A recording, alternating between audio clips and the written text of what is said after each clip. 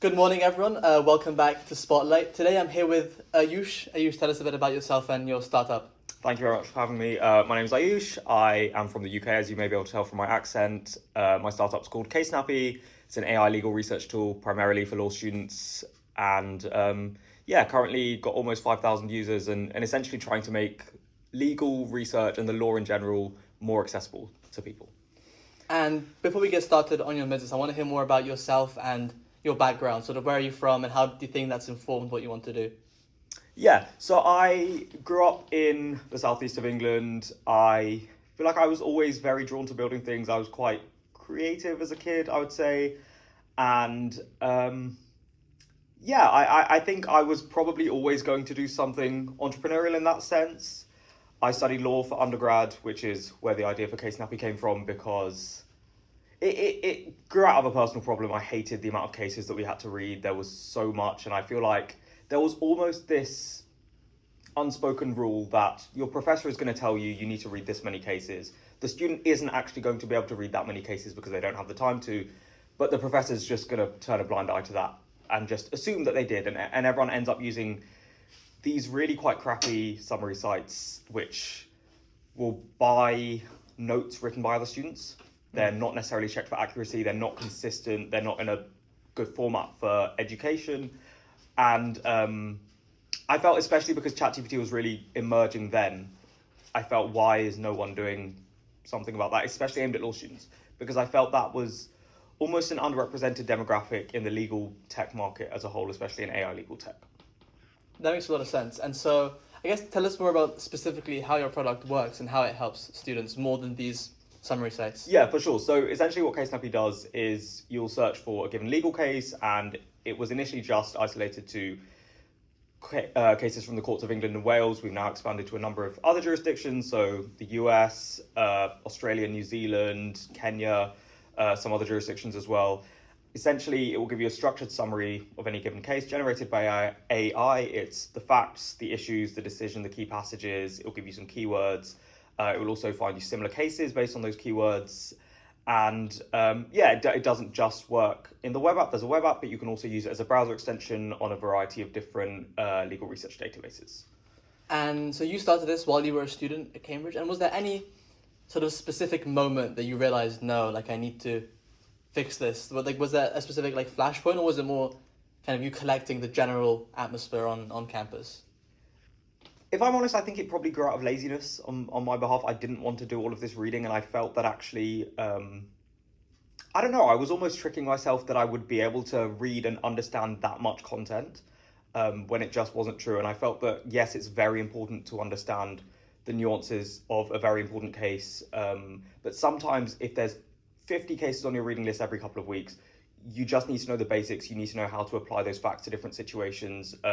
You need to know the ratio, which is essentially what did this case decide? What was new about this case?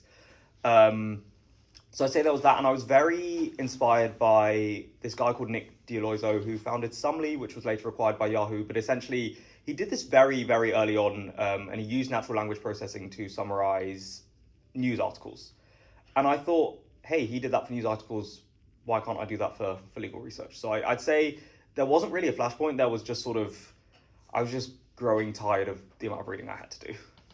And when you first decided to start something, was it any different? So was the project you envisioned any different to what CaseSnappy is now? And what have you had to modify and change from your original plans in the meantime? I think I had to learn a lot about what students actually want, because I'm a very impatient person, and when I start building something, I just want to get it out as soon as possible. So the first version of CaseSnappy was really quite crap. It didn't have many cases, so students were, trying to find a case on there, and it wasn't there. The search algorithm wasn't good enough. Students couldn't, for example, search by the keywords of a case. They would just search by the name of the case, and often, if you want a case on negligence, you might not know the exact name of the case, but you want it to be on negligence, right? So now students can, and I implemented this very quickly based on feedback. You can search a keyword and you'll get cases based on that. Again, students couldn't get concepts explained to them. So the summaries would, maybe it would mention actus reus, or maybe it would mention illegality. And if you don't understand that concept, but it's mentioned in a summary, then of course you're not going to understand the summary. Now students, very quickly decided that students should be able to click through any concepts. They'll be automatically identified. And then the browser extension as well, because if you're going to use a legal research database, which, a lot of students do in the UK, there's a site called Bailey, for example, which a lot of students use. In the US, I know Case Law Access Project and a variety of others. I implemented the browser extension because I felt that you don't always want to be constantly switching tabs. If you can get everything in one place and as easy as possible, then, that's the way it should be. And I'm sure that there are kind of dozens of really bad other case summary tools. And so right at the start, how did you go about sort of building trust with your customers on the accuracy of your data? And then also, how do you differentiate your product from these other competitors that aren't doing it as rigorously, I suppose, as you are? That's a great question. I think, number one, I have experience as a law student. A lot of people who make these sites are looking for a quick buck. They're not looking for, something that will genuinely help law students. And I feel like there's a lot of incumbent players in the legal tech game who, again, the reason they don't target law students is because students don't typically have a lot of money. And a lot of people will think, why would you build something for students? It's not a very good business idea. But I genuinely built something that I think people would want and would be drawn to. And the way I build trust is really saying, use it. I challenge people to find errors, inaccuracies, whatever. Students can report inaccuracies. And I think in the entire time that CaseSnappy has existed, so it was founded in May 2023, we've had 2 inaccuracies reported. Wow. And they were sort of very early on, before a lot of the post-processing of summaries was introduced.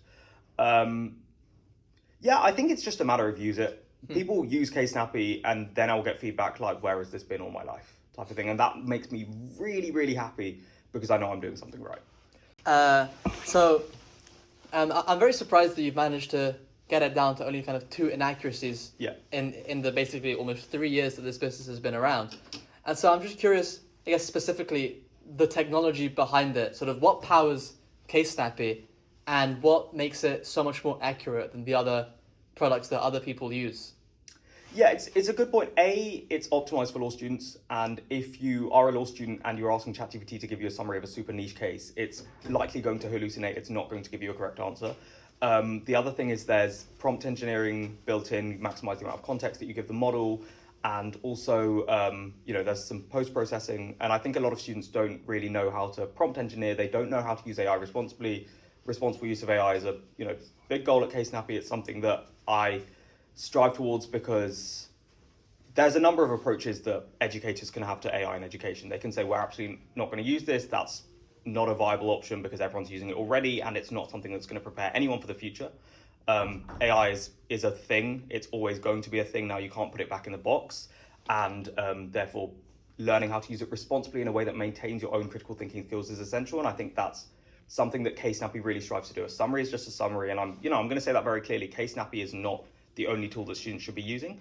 But when they are using it, they can have faith that they're using something that's giving them accurate answers and something that is responsible and something that's going to really reinforce, I want to say, healthy learning methods, because it's a struggle. It's a struggle, right? I have this struggle. I mentioned to you off camera, I'm currently learning to program properly. I've done a lot of vibe coding in the past. It's a struggle to not just go to ChatGPT and say, can you write this for me? It's a struggle to learn those concepts myself, but it's something that needs to be built into these tools. Otherwise, people are going to lose their critical thinking skills. And there was a really good paper that MIT released a couple of years ago regarding the impacts of over-reliance on AI on, your brain. And I think that's something that everyone needs to bear in mind when they're building these sorts of companies, especially for education. Yeah, I think especially as a student, sometimes, the atrophy of certain parts of your brain as you use these tools is quite concerning. And so I suppose as a student, that kind of mindset and that rhetoric, for me, is really, really convincing. But have you received any feedback from educators about this, and how do they approach it, and how do you plan on convincing them that there exists a sort of stable, healthy way to use these tools in a world where realistically students are being pushed these kind of autocomplete tools as much as possible? It's a great question. It's very tough. And I did spend a lot of time having conversations with different educators at universities across the country, or across the UK. I mean, and it was either we ban AI, blanket ban, no one's using it, and I really don't think that is a feasible option because your students are already using it, and if you don't tell them how to use it properly, then they're going to use it in the wrong ways.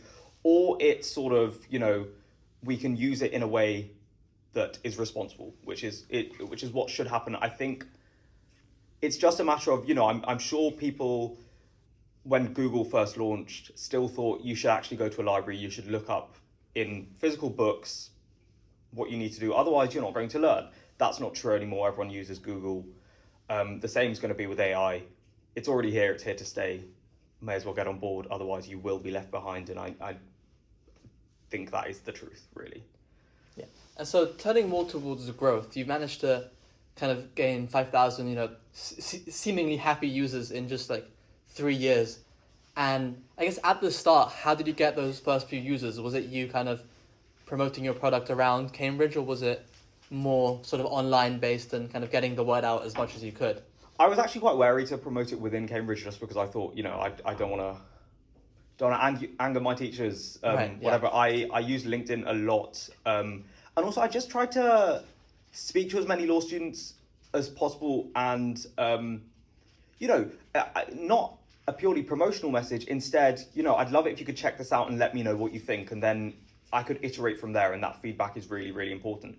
So it was more, check this out, see what you think. And then if someone does like it and they start using it, then they won't stop, right? So it was a lot of that. I found myself making TikToks. I never thought I'd make a TikTok, make an Instagram reel, whatever. I use LinkedIn a lot. And also I tried to work with university law societies a lot because those are run by students for students. So if I can say, I've developed this, I was then a law student, I'm, now a law graduate, so I understand what you guys are going through. I understand how tedious legal research can be. I understand how difficult it can be to understand certain legal concepts. If I can go there and say that, then it gives you a lot of credibility. And, I also have spoken at a few universities around the UK on the responsible use of AI. I've spoken at, KCL, I've spoken at Cardiff, at Nottingham Trent. And I think that also helps because I like to package CaseSnappy as something that is responsible, and therefore, you can learn other skills by using CaseSnappy as well. And also, you can prepare for the real world. That's another thing for educators. A lot of law students go into law, obviously, with the aim of becoming lawyers. Pretty much every single law firm in the UK and increasingly around the world is using AI very liberally in their work. So if you don't know how to use it, then you might not have, a great chance at getting a job at one of these firms. And that's another reason why students need to use it responsibly. Wow. And so how does kind of pricing work for your product? I mean, you clearly managed to get a lot of students on board. So how, what does the model look like? So there's a free plan. There's always going to be a free plan. I understand that some people can't afford to pay a lot of money for these educational tools. There's then a student plan. You need a student email address to sign up. That's £3 a month, which is roughly $4. Pretty much. And then there's a commercial plan, which is £10 a month. So it's that, but my personal view is that if students are paying tuition to go to a university, they should not be paying out of pocket for any of these tools, which is why in the past, of course, I can't continue to do that while I've been in this country, but whilst I was in the US, I was speaking to a lot of educators, and the aim was that these universities purchase institutional subscriptions to CaseSnappy, and those students have access to it free of charge via their university. And I think that's how it should be. But unfortunately, it's not somewhere that CaseSnappy is yet. Mm. And have you had any sort of positive signals from this strategy specifically? Like, basically, have you had departments saying that they would be interested and that when you have more time and when you can, you would pursue? Yes, 100%. Which is really reassuring. And it takes some convincing, of course, because, at the end of the day, I'm one individual saying, I can revolutionize legal research for people. And it's, not necessarily something you're going to believe, but I think that CaseSnappy does a lot of the talking. And when these people use CaseSnappy, they think, oh, wow, that's great. And I like that you've included this feature. I like that you've included that feature. For example, educators really like that you can click through to the whole case, because then it makes it very easy. And if a student wants to find more details, they don't have to go and search it up for themselves. And it's just little things like making those kinds of things easier that educators are happy about. And also, I think that any sort of use of a tool should be with an aim of improvement, so educators can also access the data of, which cases are your students looking at the most, which concepts are they struggling with, where do we focus our education, what can we change to make it easier for these students. Even, what times of day are they using it the most? Are they using it during a lecture? Are they using it right after a lecture? Are they using it very late at night if they're cramming for something? I think all of that data is very important for educators. And so you seem to have made kind of a product that's much more accessible to students than these kind of institutional options, which presumably receive much more investment in general. What do you think it is about CaseSnappy? Obviously, your ethos is what drives you to do it, but how are you able to do that when you have these institutional players that I'm guessing are charging kind of huge seat-based pricing fees for legal research? Yeah, it's difficult. It really is. I think just sort of building this identity as a disruptor, and I will not shy away from saying that these big legal research firms don't really care about students because students don't really have a lot of money. I do care about students. I was a law student and I built something that is just for them. And also, I really, really focus on the responsible use of AI, which isn't something that always happens. And also I focus on affordability.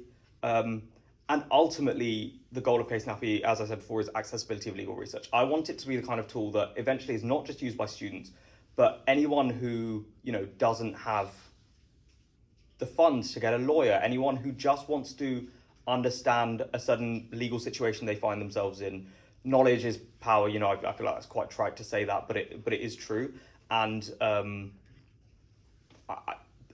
I want people to be able to understand the law because actually, even for a seasoned legal professional, it's often incredibly difficult to understand the nuances of a certain situation. So that's what I want to do. I just want to make the law more accessible to people. There's a big access to justice problem, not just in the UK, but in the world in general.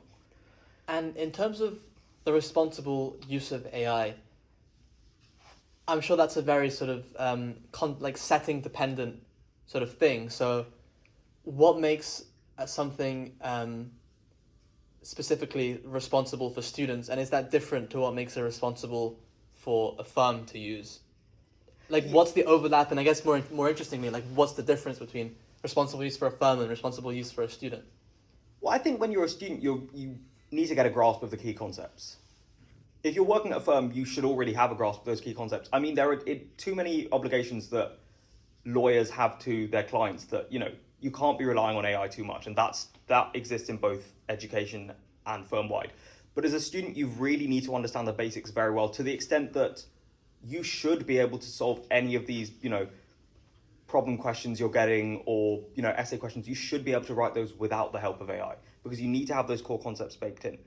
Then if you want to improve your efficiency, that's when you go to AI. You want to improve your efficiency, you want to improve how you're using your data, whatever, for firms. So students can use it for efficiency purposes, but it shouldn't be, this is a crutch for me and I'm not going to understand anything myself. Firms can then use it in a much larger number of ways, and they already are, and there are some insane AI-powered legal research tools, but also billing tools. There's legal tech on how you can present cases in court. There's such a sort of diverse array of tools, and it makes more sense to use those at a firm level, I think.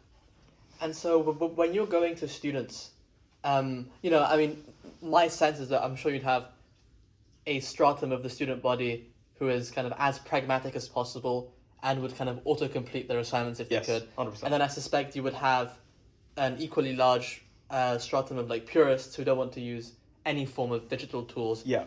How big is that in-between zone in your experience? Because that is really what you're targeting. And then in your messaging, how are you convincing students that A, they should learn these core concepts, and B, your product is the best way to do that? I suspect that's quite a difficult thing to convince people of in one ad. Yeah, I think it's a matter of framing it as a future skill. Because what drives law students? Careers events. What are law students going to turn up to in droves? Careers events. So if I frame it as a career skill, if I frame it as, if you don't know how to, if you're on the side where you don't want to use AI at all, you might struggle to get a job in a modern law firm where you will be expected to use AI. If you're on the side where you're using it as a crutch, you are likely to be not a very good employee, right? If you're in this middle ground, law firms will love you because law firms are using AI and they want to know that you can use it responsibly. So it's not just, this is good for your education. It's not just this is going to prevent, the atrophy that you mentioned in certain parts of your brain. It's also that this is going to make you more employable. And employability, I think, is, number one on a list of students' concerns. They want to get a job. So I think that's how I try to frame it. Yeah, I think that definitely is, that definitely makes a lot of sense, and I would absolutely sort of be convinced. And so within your user feedback, I mean, it sounds like it's been overwhelmingly positive. What is the more negative feedback you've received? What have people not liked about it in the past? This is a good question. I think there was definitely a lack of certain cases. Students would want to, look up certain cases. That's why I implemented the browser extension, because the web app has a sort of very curated education-targeted database of UK and EU cases that are likely to come up in an undergraduate law degree in the UK. If that's not what you're looking for, then CaseSnappy was kind of useless.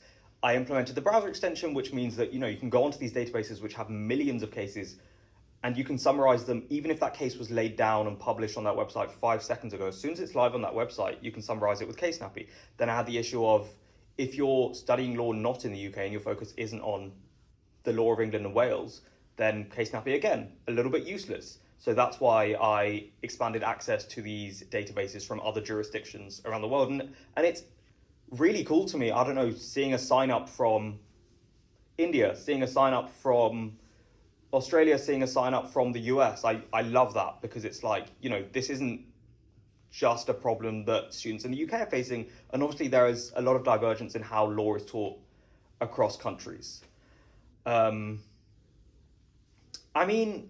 Other things, I'm always striving to make it more accessible.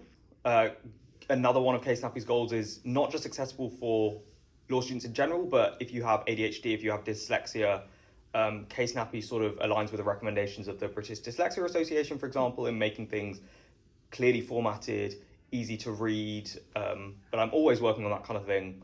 And I love negative feedback. That stuff is gold for an entrepreneur. Oh, sure. Of course, I'd love it if there was no possible way to criticize CaseSnappy, but that's never going to happen. I understand that, so I'd rather, hear it, work on it, fix it. And your expertise, obviously, is within the realm of British law. And so I suspect at the start, when you were building a product tailored to British law, you were very easily able to verify what was happening, to have a more hands-on approach.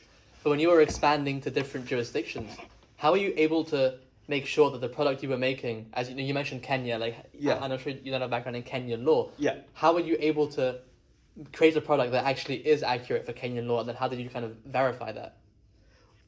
Well, I think a lot of common law jurisdictions have a similar court structure, and therefore their judgments will have a similar-ish structure, because there is the influence of English law around a lot of these jurisdictions is pretty great. So if, and I mean great in terms of large, I don't mean great in terms of fantastic.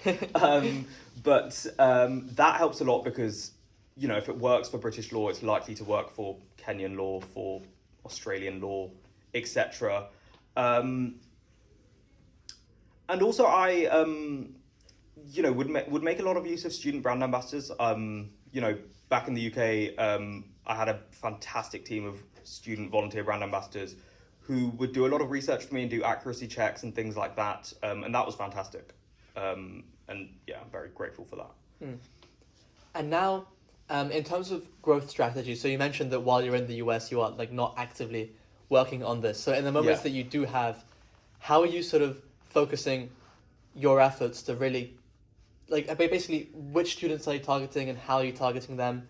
And is it a regional approach?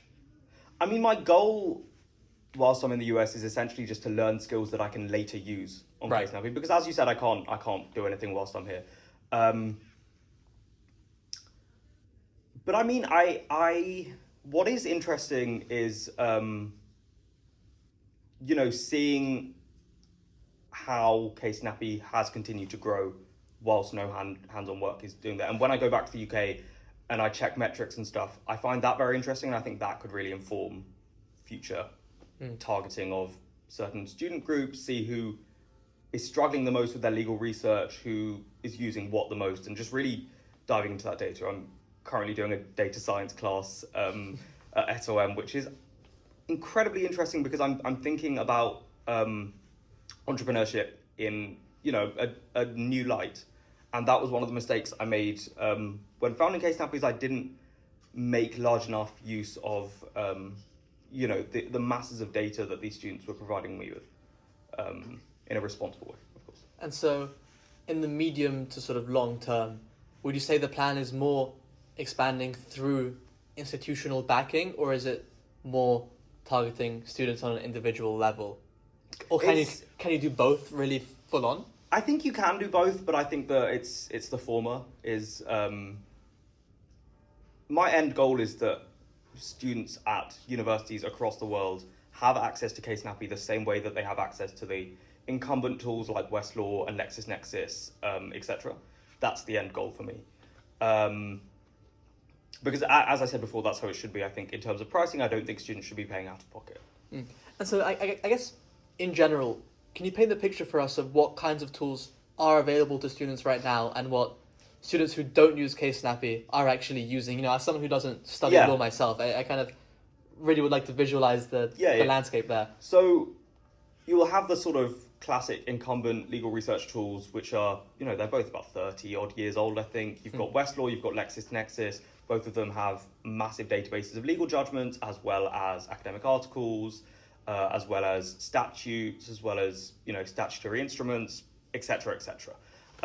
You then have the more sort of basic legal databases, and then there's, and Westlaw and LexisNexis, of course, incorporate AI.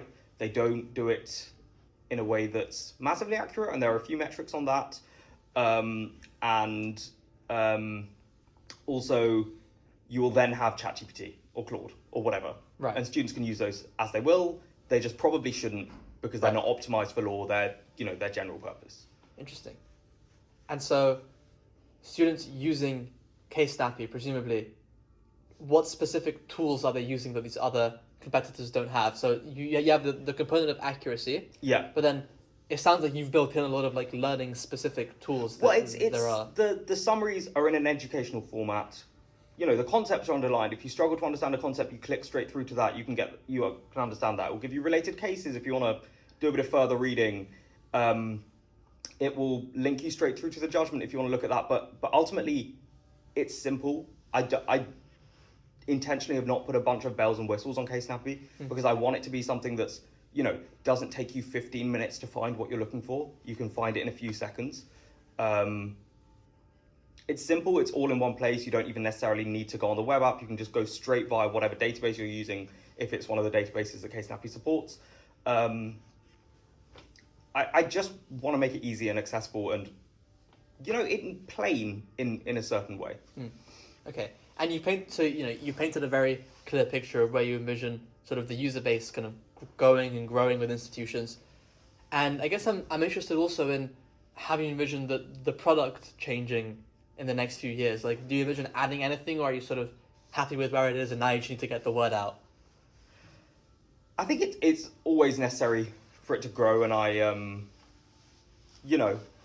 learning a lot whilst I'm here that I can go on and use. So I don't think it will necessarily stay static. I think, I'd like to keep up to date with, how can this improve? How can various aspects, how can the accessibility improve? How can the accuracy improve? How can the user friendliness improve? What is it lacking? And is there anything like specific that you want to implement, or not yet that you've thought of? Nothing that I'm certain will eventually happen, but there's like a million ideas swimming around my head. So it's a matter of prioritizing those, and as I said, whilst I'm here, just learning as much as possible, and later using that. Good. I mean, that's really exciting, and I'm sure you'll be up to big things in the next few years. Thank you so much for coming on. That was really interesting. It was a Thank great you. time. I hope Yeah. you enjoyed. No, thank you very much for having me. Wonderful. Yeah, it's been lovely to have a chat. Awesome. Thank you so much. Cool. Thank you. Nice. Very Nice. good. That was great.